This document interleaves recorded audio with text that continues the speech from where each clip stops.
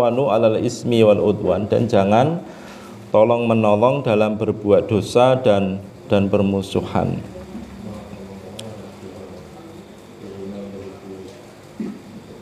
Dan Allah lanjutkan dengan wattaqullah, ya, dan bertakwalah kepada Allah, innallaha syadidul iqab, sesungguhnya Allah sangat berat siksaannya. Artinya cara gampangnya gini, Pak. Dalam ayat ini siapapun yang memberikan petunjuk dalam kebaikan, Allah Subhanahu wa taala akan memberikan ganjaran yang sama tanpa mengerjakan. Ya, tanpa mengerjakan amal tersebut. Sebagaimana akan mendapatkan dosa jika kita menunjukkan dalam hal kemaksiatan. Contohnya kan ada orang bertanya di jalan, kita sedang jalan mau ke masjid, tiba-tiba ada orang lewat pakai sepeda motor boncengan, Pak, pakai jaket hitam, kuwel sarung. Kira-kira mau ngapain, Pak? Mau nonton sintren, Bu. Nonton sintren tak hafal ya. Kita mau sholat, Pak, ya. Datang unduk tiba-tiba ada orang, Pak, katanya di daerah sini ada yang tempat sintrenan mana ya? Ketika jari telunjuk kita ngomong no sana, Pak. Ini wa ta'awanu alal ismi wal. Contoh gampangnya begitu. Saat kita sudah menunjukkan jalan itu, tuh, noh, itu, Pak, ya. Nggak ngomong padahal cuma itu petunjuk pada orang tadi. Kalau kemudian orang tadi kok betul atas petunjuk kita dia nonton sintren di situ, terus kemudian dia bermaksiat di situ, soalnya ya dengan maksiat yang kita tunjukkan no tadi, Pak, ya, itu dosanya kita ikut nanggung. Dosanya ikut nanggung, Pak. Nah, cuma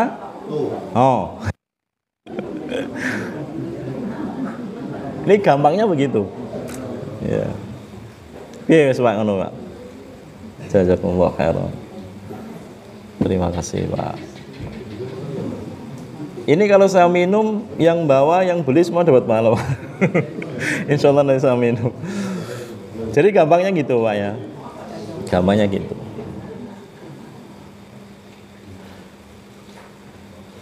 Di dalam tafsir Imam Al-Qurtubi Al-Jami' li Ahkamil Quran,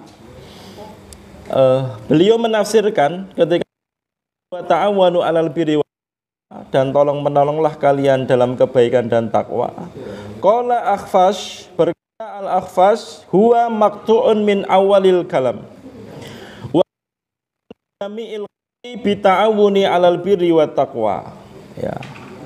Akhfas mengatakan ayat ini terpisah dari awal perkataan atau kalam dan merupakan perintah bagi seluruh makhluk untuk saling membantu dalam kebaikan dan ketakwaan. Ya, dalam kebaikan dan ketakwaan, memberi petunjuk, ya. Berarti ngajak orang sholat itu pahalanya sama dengan orang yang diajak tadi. Ya. Kecuali ada satu ayat di dalam surat At-Tahrim, ya, yang disebutkan Allah mengatakan ya ayyuhalladzina amanu lima taquluna ma la taf'alun. Ya. Wahai orang-orang yang beriman, mengapa kamu mengatakan sesuatu yang tidak kamu kerjakan? Ini adalah teguran. Teguran Allah kepada orang-orang yang ngajak kebaikan tetapi dia tidak melakukan kebaikan. Ya. Maka ini sebenarnya ayat ini adalah untuk para dai, para ustadz dan para mubalik. Ya. Ya. Yang ngajak kebaikan, walaupun sesungguhnya, Pak, kalau ngajak kebaikan itu sebenarnya dia panen pahala. Misalkan begini, Pak, besok misalkan ada puasa sunnah hari Kamis, ya, bapak-bapak, ibu-ibu, besok adalah hari Kamis, kita disunahkan untuk puasa sunnah Senin Kamis. Saya ngajak bapak ibu untuk puasa Senin Kamis, dan besok saya safar nggak puasa, saya dapat pahala bapak ibu yang semuanya puasa gara-gara saya ngajak bapak ibu hadirin. Enak enggak? Enak. Kalau bapak ibu ternyata puasa semua, berarti saya tinggal ngitung pahala puasanya bapak ibu, nanti saya juga dapat. Enaknya ngajak kebaikan itu begitu. Sama, ngajak ngaji pun sama, ayo ngaji, gitu kan. Atau di woro-woro di grup, ayo podo ngaji, gitu aja Pak. Itu nanti yang datang ngaji ke situ, itu kita dapat pahala. Ya, pahala ngaji. Gampang ya. Ailiyu'in ba'dukum ba'dun, atau saling menolong di antara kalian terhadap yang lain. Wa tahassu ala ma amarallahu ta'ala wa'malu bihi, dan kemudian untuk melaksanakan apa yang diperintahkan oleh Allah Ta'ala dan melakukannya. Wantahu amma nahallahu anhu wamtani'u minhu, dan serta menjauhi apa yang dilarang oleh Allah dan menghindarinya. Ini di dalam tafsir Imam Al-Qurtubi Al-Jami' li Ahkamil Quran. Sekarang kita belajar tentang albir wa taqwa. Albir itu secara bahasa adalah kebaikan. Ya, maka ada istilah birrul walidain, berbuat baik kepada kedua orang tua. Albir di dalam kamus, ya, di dalam kamus bahasa Arab disebutkan ismun jami'un li ta'ati wa a'mali al khair al muqarrabati ilallahi ta'ala. Yang disebut dengan albir itu adalah segala sesuatu, segala perkara yang perkara itu dalam rangka untuk taat, ya, dan amal kebaikan dalam rangka untuk mendekatkan diri kepada Allah Subhanahu wa taala. Itu namanya albir. Ini makna pertama. Karena nanti para ulama di dalam tafsir Ibnu Katsir itu nanti disebutkan beberapa makna. Makna yang kedua, albir ayyurada bihi fi'lu jami'i ta'ati az-zahirah wal batinah. Segala sesuatu atau segala pekerjaan, ya, semuanya di dalam perkara taat, baik yang batin maupun yang tampak. Yang batin itu berarti salah satunya iman, ya, iman kepada Allah, iman kepada malaikat, iman kepada kitab dan lain sebagainya. Itu perkara batin. Juga yang zahir, zahir itu berarti ada sholat, haji, umroh, kemudian sedekah. Nah, itu makna zahir. Sebagaimana Allah Subhanahu wa taala mengatakan wala man amana billahi wal yaumil akhir wa malaikatihi wal malaikati wal kitabi wan nabiyina wa atal mala ala hubbihi dabil qurba wal yatama, dan seterusnya. Ini ada di dalam Quran surat Al-Baqarah ayat 177. Ya. Kemudian Ibnu Katsir mengatakan fal biru bihadzal makna, adapun kebaikan di dalam makna ayat ini yadkhulu fihi jami'u ta'ati al-batinah, masuk ke dalam ketaatan yang sifatnya al-batinah. Al-batinah itu berarti yang tersembunyi di hati, ya, kal imani billahi wa malaikatihi wa kutubihi wa rusulihi, sebagaimana iman kepada Allah, kepada para malaikatnya, kepada kitab dan rasulnya. Wa ta'atu az-zahirah, adapun taat yang tampak, ya. Beliau mengatakan ka infakil amwali fima yuhibbuhullah, seperti sedekah, infak, al amwal dengan harta, fima yuhibbuhullah, yang Allah cintai.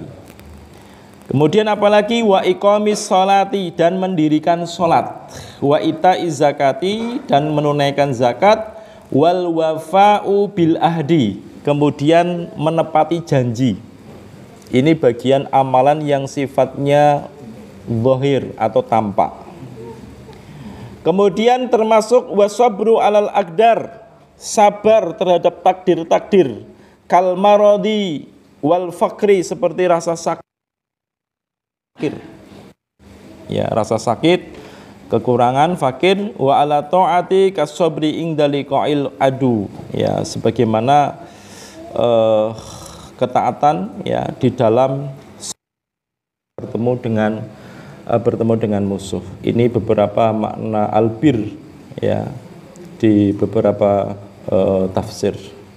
Kemudian Ibnu Katsir melanjutkan, beliau mengatakan inna Umar bin Khattab, di dalam tafsirnya Ibnu Katsir, ketika beliau menjelaskan tentang at-taqwa, tadi sudah albir, maknanya adalah kebaikan.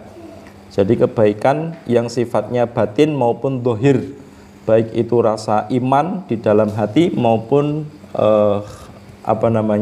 zohir, seperti sholat, kemudian zakat dan lain sebagainya.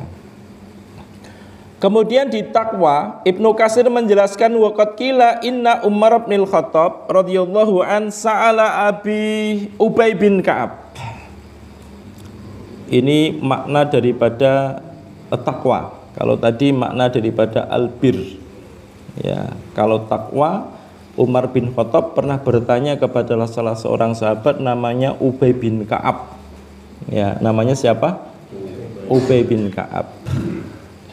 Beliau bertanya anit taqwa, yaitu tentang takwa. Faqala lahu, kemudian Ubay bin Ka'ab menjawab ketika Umar bin Khattab tentang, wahai Ubay, takwa itu apa menurut? Kemudian Ubay mengatakan, amma salakta tariqan za syaukin, itu. Apakah kamu pernah berjalan, ya Umar, apakah kamu pernah berjalan di jalan yang jalan tadi terdapat banyak duri?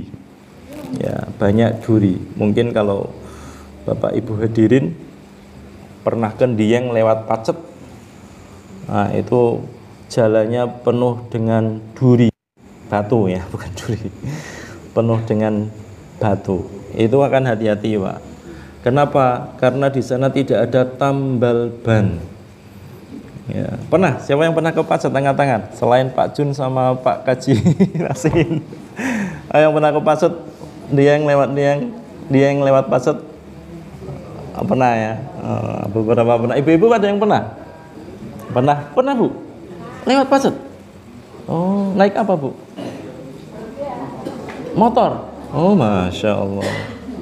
Pernah ternyata. Itu kita hati-hati betul Pak. Setiap batu yang kita lewati itu pastikan tidak ada batu yang lincip, tajam. Ya, karena ada batu yang tajam nanti masuk ke dalam ban, ya nuju ban Pak, gembes Pak di situ. Udahlah selesai kalau gembes Pak. Ya, tidak ada tambal ban itu sepanjang jalan. Ya, dari Pacet berarti dari bawah Dieng itu mana namanya? Hah? Watu Lembu. Ya, sampai bawah, sampai atas, sampai bawah itu tidak ada tambal ban di sana. Ini kalau bocor ini ya sudah, kita nonton ban ya, nonton motor. Nah, Ubay bin Ka'ab ditanya tentang takwa, jawab Ubay bin Ka'ab. Ditanya oleh Umar tentang takwa, jawab Ubay bin Ka'ab, kamu pernah enggak lewat jalan yang jalannya itu penuh dengan duri? Qala bala, kata Umar bin Khattab, oh iya pernah. Gitu. Kemudian apa yang akan kamu lakukan? Fama amilta, apa yang akan kamu lakukan? Umar mengatakan syamirtu wajtahatu. Qala fadzalika taqwa. Ya. Kata Umar bin Khattab, kalau kamu melewati kata Ubay bin Ka'ab, kalau kamu melewati jalan yang penuh dengan duri, kira-kira apa yang akan kamu lakukan? Kata Umar bin Khattab, saya akan bersungguh-sungguh untuk berhati-hati. Kenapa? Karena nanti bisa jadi kaki saya kena duri. Ya, kaki saya kena duri.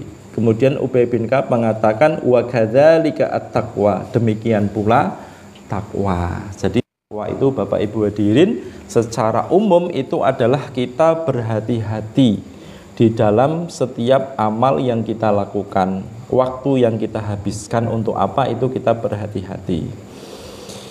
Itu beberapa makna dari takwa yang disebutkan di dalam tafsir Ibnu Katsir. Kemudian Ibnu Mas'ud pernah ditanya tentang takwa dan beliau menjawab 4 poin. Ya, ada 4 poin. Siapapun yang memiliki 4 poin ini berarti sudah ada pada dirinya itu rasa takwa, ya, atau takwa. Yang pertama adalah al-khaufu bil jalil. Ada rasa takut terhadap Allah Subhanahu wa taala. Ya, merasa takut terhadap Allah Subhanahu wa taala sehingga ketika dia mau berbuat kemaksiatan, dia ingat kepada Allah dan tidak dia lanjutkan. Ya, ingat kepada Allah dan tidak dia lanjutkan. Atau kemudian dia sudah kadung tahu Pak ya?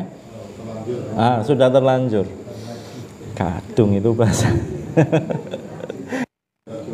Iya, bahasa Jawa. sudah terlanjur berbuat maksiat, itu dia segera untuk bertaubat. Ya, orang yang menunda bertobat namanya taswifut taubah. Taswif itu memberikan penundaan, Pak. Ya, menunda untuk bertobat. Taswifut taubah. Ya. Yang bagus lawannya namanya takjilut taubah. Dulu pernah kita bahas ya, takjil. Makanya ketika ada orang mau berbuka biasanya bukanya pakai takjil. Takjil itu artinya bersegera. Salah satu sunnah Nabi ketika orang berpuasa itu bersegera sunnahnya untuk berbuka. Ya, takjilu taubah. Ya, jadi adalah al-khaufu bil jalil, ada rasa takut terhadap Allah Subhanahu wa taala. Yang kedua adalah ar-ridha bil qalil. Ridho atau ridho itu apa dalam bahasa Indonesianya? Nerimo itu bahasa Jawa. Apa itu ridho itu? Hah? Rela, Pak. Rela. Aku rela tanpa dirimu ya. Jadi rela dengan sesuatu yang sifatnya sedikit. Ya, kalau kita punya sesuatu hal yang sifatnya sedikit, itu kita ridho terhadap apa yang sudah Allah berikan kepada kita. Yang ketiga, yang disebut dengan takwa adalah al-amalu bitanzil. Beramal dengan apa yang diturunkan oleh Allah berupa Al-Quran dan As-Sunnah. Ya, itulah yang kemudian kita pelajari hari ini agar amal kita itu bersesuaian antara Al-Quran dan As-Sunnah. Kemudian yang terakhir kata Ibnu Mas'ud adalah al-istidatu liyaumir rahl, yaitu mempersiapkan hari datangnya kematian. Ya, siap-siap. Ya, karena kita semua pasti akan mati. Apa dalilnya kita semua pasti akan mati, Pak? Iya, itu dalil Al-Quran. Dalil aklinya apa? Lihat tetangga kita. Kalau orang-orang itu semua tetangga kita itu sudah pada meninggal dunia, Pak. Dan rata-rata orang meninggal dunia itu usia 70 tahun, betul? 70, 60 tahun ya. 60, 70 rata-rata begitu. Tadi ada orang meninggal dunia sekitar usia 70 tahunan. Ya, kalau sudah sepuh begitu itu meh biasanya, Pak. Belum tentu ya. Tapi memang kita disuruh siap-siap semua, Pak. Ya, makanya kan tidak ada yang mengetahui, siapapun tidak mengetahui kapan matinya. Ya, di tempat mana dan kapan matinya kan tidak ada yang tahu. Kita hanya disuruh untuk al-istidad, mempersiapkan hari kematian. Ya, hari kematian. Nah, itulah beberapa tingkatan, beberapa istilah daripada takwa dan albir. Adapun tingkatan takwa itu ada 3. Yang pertama adalah orang yang menjaga dari kesyirikan, perbuatan kesyirikan. Innallaha la yaghfiru ayyushraka bihi wa yaghfiru ma duna dzalika liman yasha. Surat Ali Imran ya.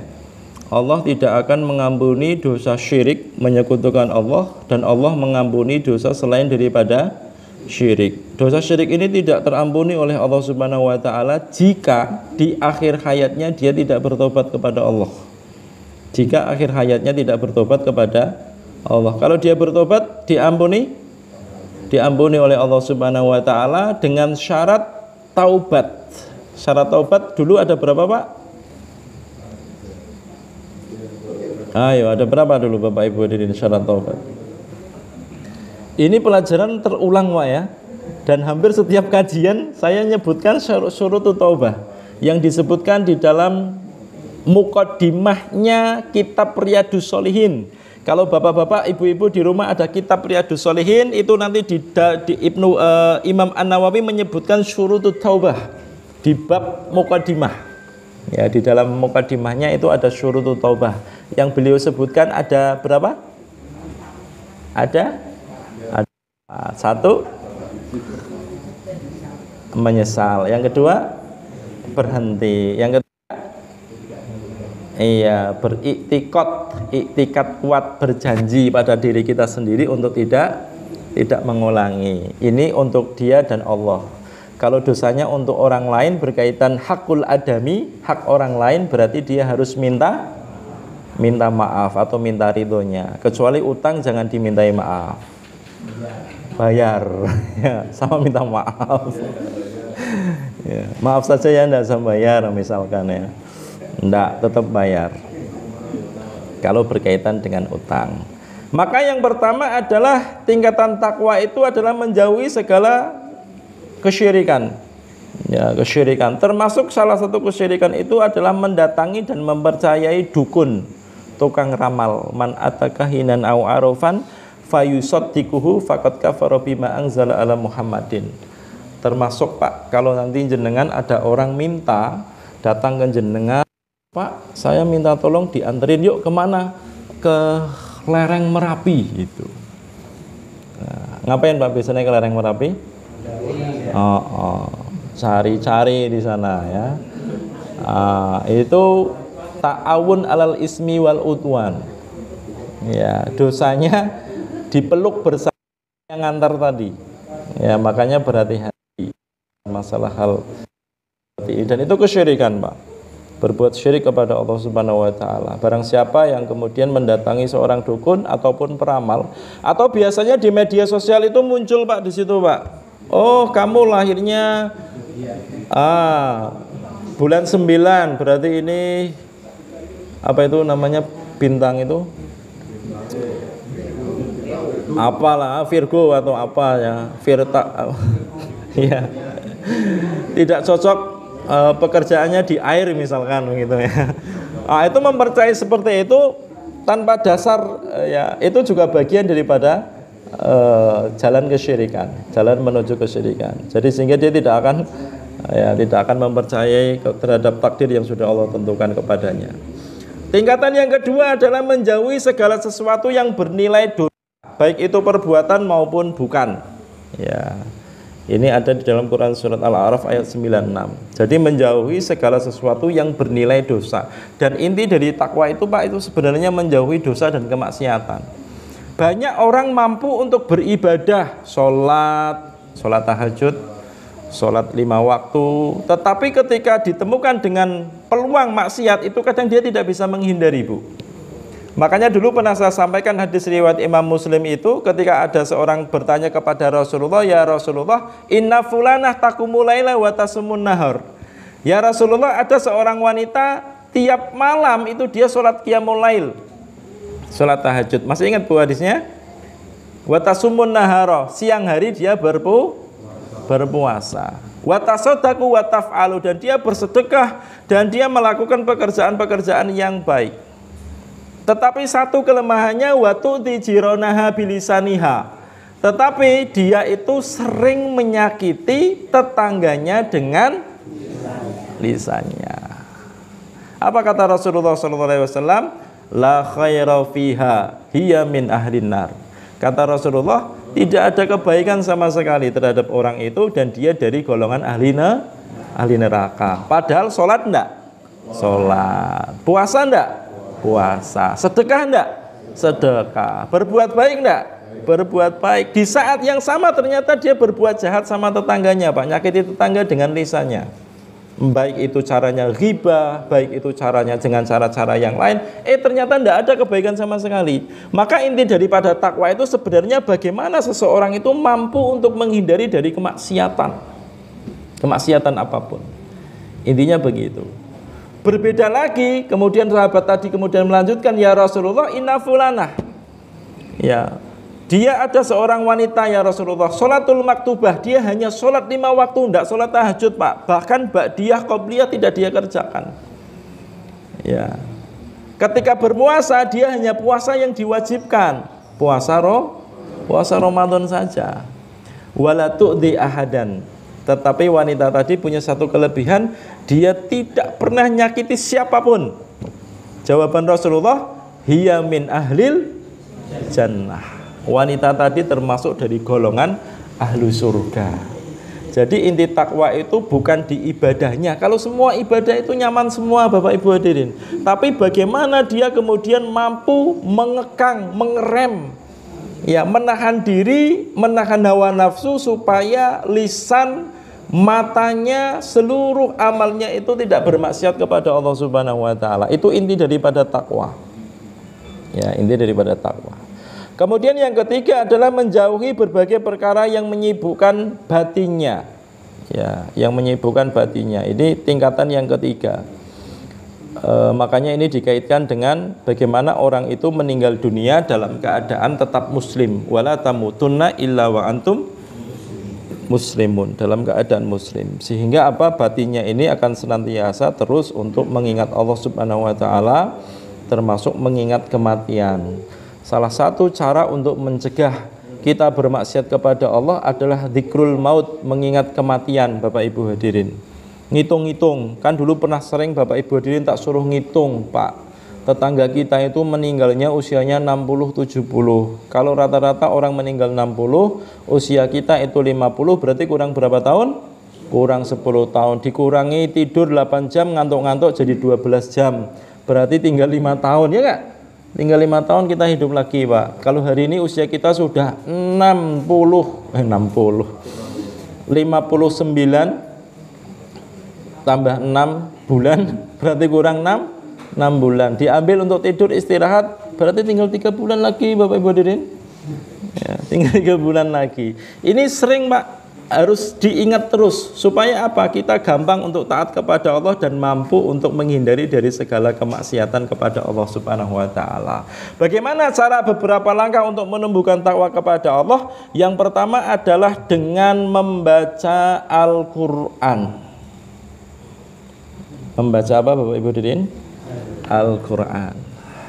Saya kemarin membaca sebuah artikel di mana artikel ini menyebutkan begini, Bapak Ibu hadirin. Jadi orang-orang orientalis itu adalah orang-orang yang belajar Islam, tetapi untuk menghancurkan Islam itu mereka mengadakan sebuah penelitian. Ya, sebuah penelitian. Yang diteliti itu adalah orang yang di zaman dahulu, peradaban Islam di zaman dahulu, masa kejayaan, masa keemasan. Berarti di masa Turki Utsmani atau di Bani Umayyah atau di Bani Abbasiyah, sebelum masa keemasan Islam. Bagaimana sih orang dahulu itu kok bisa kemudian ilmu pengetahuannya begitu pesat dan hidup mereka begitu damai? Diteliti itu, Pak, sama orang orientalis. Itu ternyata mereka kesimpulan begini, Bapak Ibu hadirin. Jadi di zaman dahulu, Pak, orang yang hafal Al-Qur'an itu bukan orang yang kemudian dia itu kemudian terdidik. Hafal Quran itu di sana adalah sesuatu yang sudah menjadi pasti. Ya, sebagaimana Bapak Ibu hadirin mesti hari ini semua hafal Al-Fatihah, betul enggak? Siapa yang enggak hafal Al-Fatihah? Semuanya hafal, mesti itu hafal, Pak. Nah, di zaman dahulu, Pak, ternyata anak-anak kecil yang mereka belajar ilmu apapun, prodinya, program pendidikannya, ada kimia, ada kedokteran, ada fisika, ada matematika, apapun itu bidangnya, mereka itu mesti hafal Quran. Itu kenapa peradaban Islam itu kemudian bisa maju. Ya, apapun prodinya itu mesti hafal Quran. Ibnu Sina itu ahli kedokteran, hafal Quran 30 juz. Ya, itu mesti. Jadi orang zaman dulu itu apapun pendidikannya, apapun pekerjaannya itu hafal Quran. Itulah peradaban Islam masa keemasannya begitu. Oleh karena itu orang orientalis kemudian bagaimana caranya supaya umat Islam itu jauh dari Al-Quran. Akhirnya mereka bekerja keras. Ya, mereka bekerja keras dan memikirkan sampai mereka mengambil kesimpulan begini. Jika kalian ingin menghancurkan sebuah peradaban umat Islam, fahunaka salah satu wasail, fahunaka wasailu salasin. Ada 3 cara, dulu pernah saya sampaikan, kalau ibu-ibu mungkin masih ingat. Ada 3 cara, Pak. Mereka meneliti betul begitu, Pak. Bagaimana ini supaya orang umat Islam itu jauh dari Al-Quran begitu. Ada 3 cara kata orang orientalis tadi. Yang pertama adalah ahdamul usrah. Pertama adalah hancurkan dulu dari sendi keluarga. Keluarganya dulu dihancurkan, Bapak Ibu hadirin. Yang kedua adalah ahdamut ta'lim, hancurkan dunia pendidikannya. Yang ketiga adalah ahdamul qudwat wal marad. hancurkan kudwahnya dan marojik-marojiknya. Nah, marojik itu berarti sumber, ya, sumber-sumbernya yang dijadikan sumber hukum itu dihancurkan semuanya. Bagi keluarga, alaika bil caranya adalah hancurkan dulu ibunya, Bapak hadirin. Yang dihancurkan dulu siapa? Ibunya. Ini penelitian orang orientalis, Pak. Bagaimana cara menghancurkan ibu, yaitu tahyiri bisifati dauril ya, yaitu mengubah peranan seorang ibu. Kenapa ibu itu jadi penting dalam satu keluarga, Bapak Ibu hadirin? Kalau keluarga itu ada bapak, ada ibu, ada anak. Ketika anak sakit, perputaran keluarga ini, kehidupan di keluarga masih bisa jalan? Masih bisa. Ibu masih bisa masak, bapak masih kerja, anaknya masih bisa terawat. Kalau anaknya yang sakit, bapak ibunya ada.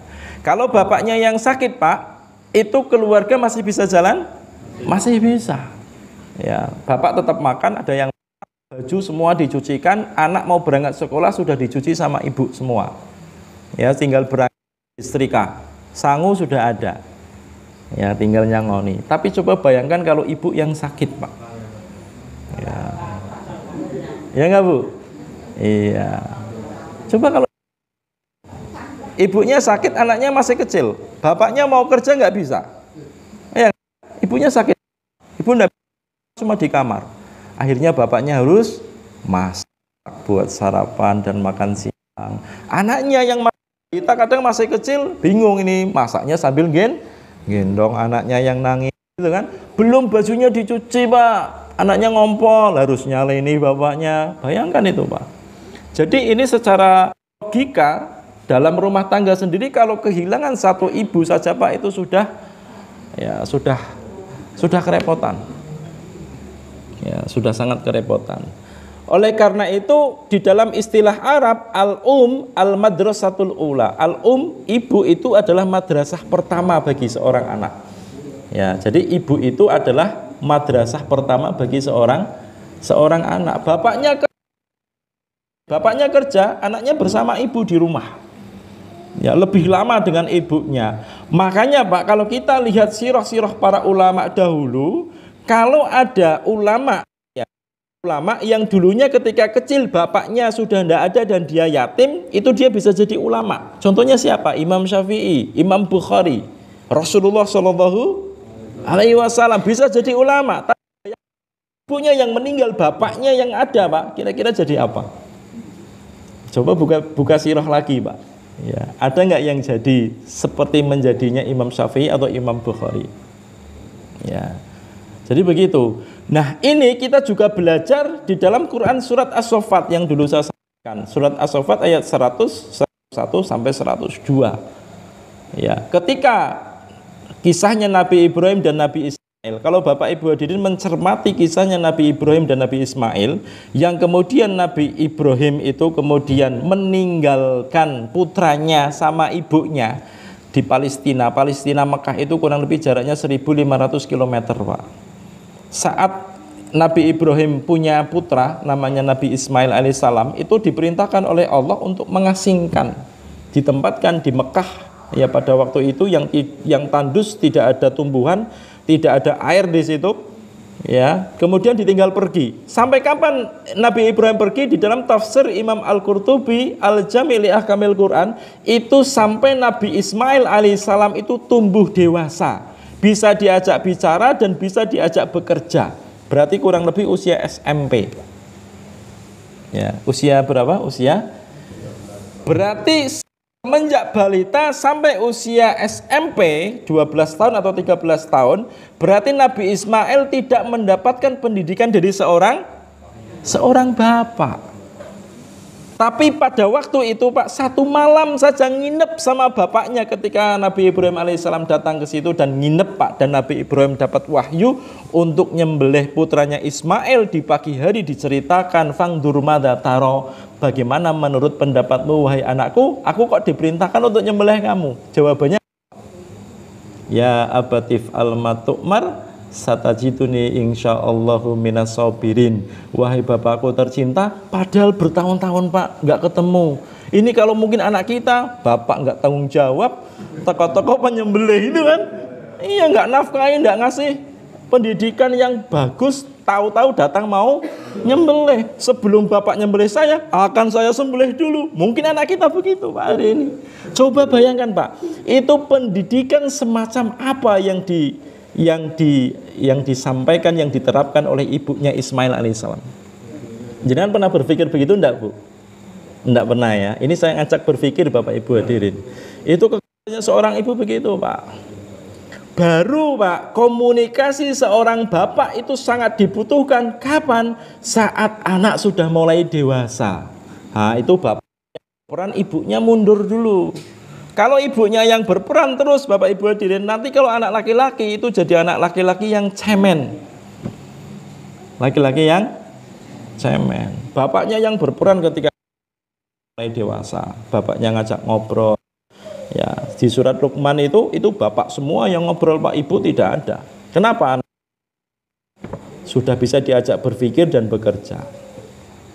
Nah, itu.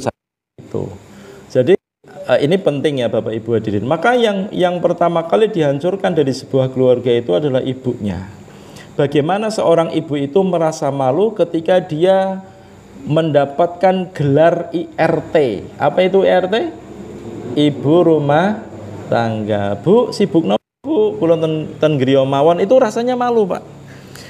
Sekarang Bapak lihat ya, di Eropa atau di luar sana, itu ibu yang modal IRT itu enggak ada di sana, Pak. Ibu rumah tangga itu enggak ada. Semua bekerja, semua keluar sama. Karena apa? Mereka memiliki persamaan gender. Laki-laki dan perempuan itu sama, jangan tebang pilih itu. Kalau laki-laki bisa macol, perempuan ngapa nggak bisa macol itu kan? Kalau laki-laki bisa ngelondong bawa kayu besar-besar, perempuan juga bisa, itu loh Pak. Itu di luar negeri begitu. Ya sehingga apa? Tidak ada wanita yang pagi hari kemudian dia ngemong anak. Di Jepang coba lihat Pak, itu penduduk Jepang itu semakin lama semakin sedikit. Kenapa? Pemahaman mereka perempuan itu sama dengan laki-laki. Padahal Al-Quran mengatakan walaysa dzakaru kal unsa. Tidak sama antara laki-laki dan perempuan. Konsep Al-Qurannya bertentangan dengan pikiran-pikiran mereka, maka tidak jadi. Di Jepang itu penduduknya sedikit Pak. Wanita hamil tidak mau, merepotkan anak itu. Ya, merepotkan itu konsepnya begitu. Kalau di tempat kita kan enggak. Ya, hari ini lahiran, 6 bulan lagi sudah hamil.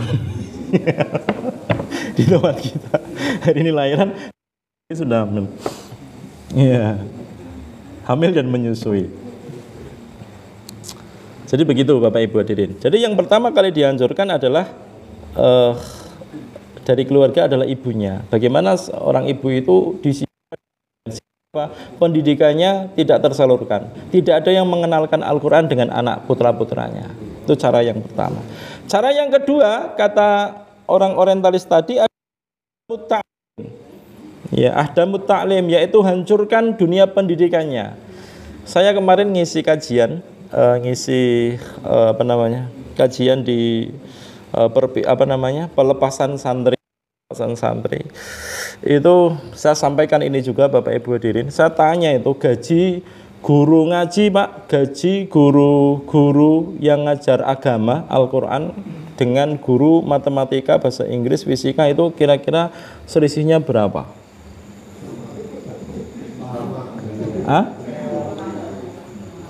Saya ingat betul dulu Pak, ketika saya SMA, ya itu ada Persatuan Guru Agama sekabupaten Pekalongan. Waktu itu dia demo ke kabupaten, pingin dinaikkan gajinya. Setelah dicek gajinya berapa? Gajinya 300 sampai 500 ribu satu bulan. Kira-kira kalau untuk hidup cukup enggak? 2007 Pak. Tahun 2007. Dan itu disuruh untuk ngajar Al-Quran sampai bisa. Kalau nggak bisa, disalah-salahkan. Ustadz itu ngajarnya gimana sih? Padahal kalau Bapak Ibu lihat sirah kembali ke atas di masa Umar bin Abdul Aziz, itu guru yang paling tinggi gajinya Bapak Ibu hadirin itu adalah guru Al-Quran. Guru Al-Quran itu kalau dirupiahkan mungkin karena hari ini sedang resesi dan sedang inflasi, mungkin hari ini sekitar 50 sampai 60 juta. 50 sampai berapa? 60 juta. Di Imam Abu Hanifah, dia punya seorang anak namanya Abdullah. Abdullah ini Bapak Ibu hadirin, itu dicarikan guru untuk privat sama Imam Abu Hanifah. Jadi Imam Abu Hanifah tidak ngajari anaknya, ya, tetapi dia carikan guru untuk ngajari anaknya, baca Al-Quran. Itu anaknya baru ngafal Al-Fatihah dan hafal. Ketika disetorkan sama Imam Abu Hanifah, itu langsung Imam Abu Hanifah nyuruh pembantunya untuk menyediakan 100 ekor sapi untuk diberikan kepada gurunya. Sampai gurunya ngomong gini, jangan berlebihan Imam Abu Hanifah, baru ngajarkan Al-Fatihah. Kata Imam Abu Hanifah, saya tidak berlebihan, yang kamu ajarkan itu adalah sesuatu mewah. Surat Al-Fatihah dikasih 100 sapi, Pak. Hari ini, Pak, saya ngajak orang untuk ngaji gratis, Pak. Nggak ada yang mau, Pak. Betul itu, Pak. Saya sampai umumkan, saya tolong ngajar gratis, Pak. Orang usia kecil, anak kecil maupun orang dewasa, orang sepuh, orang 80 tahun saya ajar, Pak. Dengan model Sakifah saja itu. Sakifah itu, Pak, saya ajar. Saya pernah ngajar usia orang 80 tahun sampai bisa Al-Quran. Saya pernah ngajar sampai hari ini, alhamdulillah masih hidup dan dia bisa baca Al-Quran. Saya ini gratis, Pak, tidak ada yang mau. Sampai kemudian saya bilang sama bagian media itu, San, bayar sekarang 1 juta. Dong giliran bayar, Pak. No, aduh, ini caranya gimana itu loh. Saya sampai pusing sendiri itu, Pak. Disuruh gratis ya orang yang belajar, bayar apa meneh itu. Saya pikir mungkin ini kalau gratis itu kayaknya tidak berkualitas. Coba kalau bayar mungkin kelihatan berkualitas. Suruh bayar 1.500.000 kalau nggak salah. Pernah ada yang nanya, Ustaz bayarnya berapa? 1 juta saya bilang gitu kan. Akhirnya nggak jadi daftar, Pak. Nggak jadi daftar. Digratiskan pun nggak ada daftar. Ini saya nyoba bayar nggak daftar juga itu loh, Pak. Kira-kira kurang apa saya ini, Pak? Iya, betul. Ya, jadi begitu. Jadi betul-betul, Pak, orang orientalis itu bagaimana caranya umat Islam itu tidak dekat dengan Al-Quran. Itu intinya di situ, Pak. Ya, sehingga apa? Nanti akan melahirkan peradaban-peradaban yang mandul dari Al-Quran. Sehingga ketika dia mandul dari Al-Quran, banyak pikiran-pikiran itu kemudian masuk ke pikiran mereka tanpa ada penyaringan dari Al-Quran. Tuh, jadi ceritanya begitu. Nah, bagaimana caranya untuk menganjurkan itu? Caranya adalah dengan cara itu, ahdamu ta'lim. Yang disasar adalah mu'alim, para guru-gurunya. Ya, guru. Jadi kan guru-guru ini itu tidak memiliki peran di tengah masyarakat, sehingga apa? Sehingga nanti murid-muridnya meremehkan. Ya, murid-muridnya meremehkan. Jadi begitu. Ya, paham Bapak Ibu hadirin ya? Ini yang kedua. Yang ketiga Bapak Ibu hadirin adalah ahdamul qudwat wal maraji'iyat. Hancurkan kudwahnya. Siapa kudwahnya? Yaitu para ulama. Hancurkan para ulamanya. Bagaimana caranya? Difitnah ulama yang bagus. Ulama yang baiknya difitnah. Ya, ulama-ulama yang lurus itu difitnah, dikasih apa begitu, Pak. Maka hati-hati, Pak, kalau di media sosial itu biasanya ada orang yang mengotak-atik para ustadz Ahlus Sunnah. Diotak-atik, satu digabungkan, misalkan pendapat si fulan begini, pendapat si fulan gini, nanti ada ustadz yang bagian dibully di situ, Pak, dirayah para ustadz semua itu. Itu yang bikin siapa itu, Pak? Yang bikin adalah orang yang ingin memecah belah kaum muslimin. Sehingga apa? Yang ustadznya ini nanti ya tidak cocok dengan ustadznya itu. Ya, sehingga apa? Jamaahnya nanti akan berpecah sendiri. Jamaahnya udah orang seneng, oh wah ustadz nganu wae, gitu, Pak. Yang satu juga sama, akhirnya pecah belah. Nah, itu yang gatok ke apa namanya? Nyatukan video-video itu misalkan dalam masalah furuk padahal bukan masalah akidah. Masalah furuk. Ya, masalah perbedaan yang sifatnya furu'iyah yang mungkin di situ para ulama juga berbeda pendapat. Contoh misalkan kemarin ketika hari Jumat berjatuhan dengan hari Idul Adha. Ya kan? Hari Jumat dengan Idul Adha. Ini sholat Jumat apa enggak ini itu kan? Iya. Kemudian ada beberapa ustadz yang menyampaikan betul juga ada rujukannya. Ustadz ini menyampaikan beda, ada rujukannya begitu kan. Sehingga ada ustadz satu ini yang mungkin ada rujukannya juga, tetapi digabungkan dengan ustadz-ustadz yang rujukannya sama. Sehingga dia kelihatan beda sendiri. Sehingga apa? Seolah-olah dia salah. Seolah-olah dia keliru. Ini cara orang mereka untuk memecah belah kaum muslimin, caranya begitu salah satunya. Makanya kalau jenengan lihat perbedaan-perbedaan para ulama kita di media sosial, kita harus bijak, Pak. Dalam menyikapi itu semua harus bijak. Jangan diambil emosi, ya, jangan diambil emosi. Jadi begitu. Ya. Ini saya tinggal kembali ke tadi. Yang ketiga caranya adalah ulamanya ini dijatuhkan, difitnah dan lain sebagainya. Kalau ulama sudah difitnah, tidak ada yang mengikuti fatwanya mereka. Hukum-hukum yang keluar dari fatwa mereka tidak diikuti oleh masyarakat kebanyakan. Itu salah satunya begitu. Kembali ke tadi, ke bab yang awal tadi, yaitu wa ta'awanu 'alal birri wa taqwa tadi, karena waktunya sudah mau habis. Bagaimana keutamaan mengajarkan? Dalilnya ada di dalam hadis Imam Muslim. Mandala ila minal ajri mislu ujuri man tabi'ahu la dzalika min ujurihim syai'an. Barang siapa menyeru, ngajak orang lain kepada tunjuk hudan, maka ia akan memperoleh pahala seperti pahala orang-orang yang mengikutinya. Kemarin viral itu Ustadz Baloni itu ternyata beliau mengumumkan 50% penduduk di kota Manado. Betul ya? Nah, itu 50%, bayangkan Pak. Itu jadi Islam semua. Jadi